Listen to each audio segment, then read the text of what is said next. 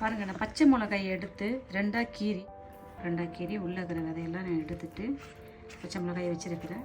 ஒரு 15 மிளகாய் நான் விதையெல்லாம் எடுத்து வச்சுக்கிறேன். ரெடி பண்ணிடலாம்.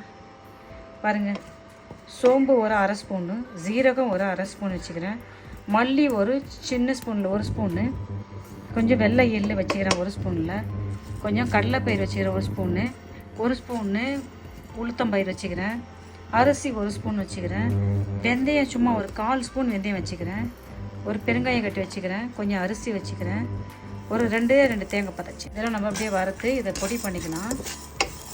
மிதமான சூட்டில் லைட்டாக இதை வறுத்து நம்ம பொடி பண்ணிக்கலாம். போதும், இது வறண்டுச்சு. இதை நம்ம பொடி பண்ணி கொண்டு வந்துடலாமா?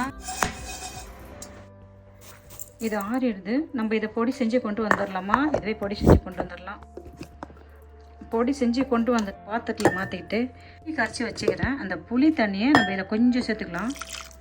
நிறைய வேணாம், கொஞ்சமாக சேர்த்து நம்ம இதை பிசைஞ்சிக்கலாம். இதில் கொஞ்சம் உப்பு சேர்த்துக்கலாம்.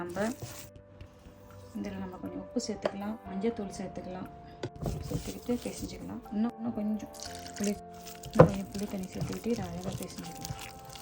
உப்பு சேர்த்துட்டோம், மஞ்சள் சேர்த்துட்டோம், கொஞ்சோண்டு இதை புளி தண்ணி சேர்த்து நம்ம இதை கரைச்சிட்டோம். நம்ம இதெல்லாம் அப்படியே வைப்போம். எல்லா மசாலையும் உள்ளே வச்சு மிளகா வச்சுதான் நம்ம இதில் வச்சோம்.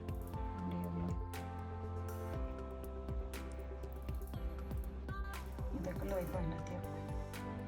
எல்லா மிளகாயிலையும் நம்ம அரைச்ச மசாலாவை உள்ளே வச்சிட்டோம். எல்லாம் எண்ணெய் ஊற்றிக்கிறோம், கடுகு போட்டுக்கிறோம், நம்ம ஜீரகம் போட்டுக்கிறோம், கொஞ்சம் வெந்தயம் போட்டுக்கிறோம், ஒரே சும்மா ஒரு 2 காய்ச்சி, கொஞ்சம் பூண்டு, சின்ன வெங்காயம் கொஞ்சம் குட்டியாக வெட்டி ஒரு 10 வெங்காயம், 10 சின்ன வெங்காயத்தை நாங்கள் சின்னதாக நறுக்கி இதில் போட்டுக்கிறோம்.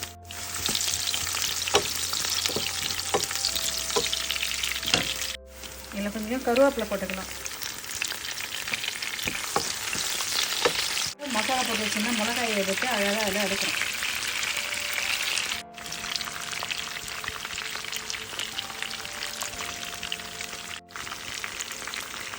இந்த மசாலா செஞ்சு ஆசை தண்ணி இருந்துச்சுல அதை கொஞ்சம் ஊற்றிக்கலாம். கொஞ்சம் புளி கரைசல் நம்ம சேர்த்துக்கலாம்ல, புளி கரைசல் சேர்த்துக்கலாம். இல்லை சேர்த்துட்டு உப்பு சேர்த்துக்கலாம், தூள் சேர்த்துக்கலாம்.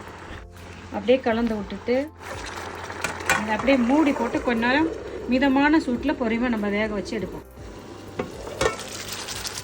அதுக்கப்புறம் கொஞ்ச நேரம் கலந்து விட்டுட்டு இது செஞ்சுக்கணும்.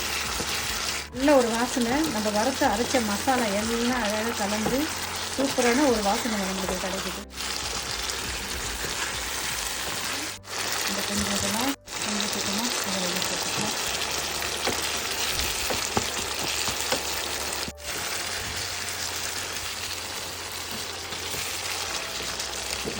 மறுபடியும் இதை பண்ண மூடி போட்டு வேக வைக்கணும். அது மட்டும் நம்ம கொஞ்சம் கொத்தமல்லி தழை போட்டுக்கலாம். மேலே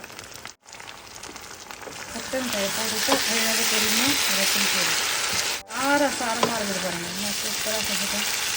சாப்பிட்டு பார்க்கலாமா நம்ம?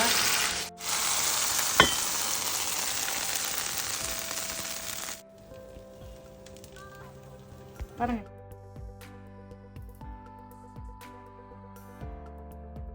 நீங்களும் இதே மெத்தடை செஞ்சு பாருங்கள். செஞ்சு பார்த்துட்டு சின்ன சொல்லுங்கள் எனக்கு. Bye, thank you.